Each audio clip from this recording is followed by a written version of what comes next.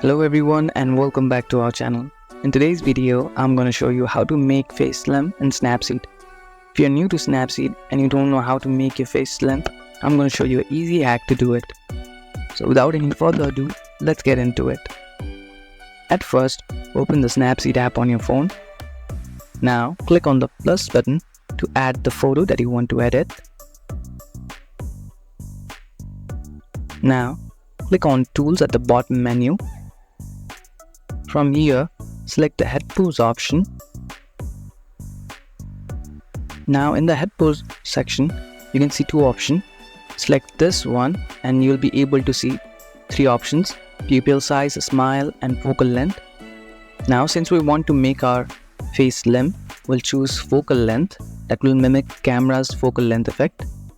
Now you can simply decrease the focal length to make your face wide, and similarly you can increase the focal length to make your face slim.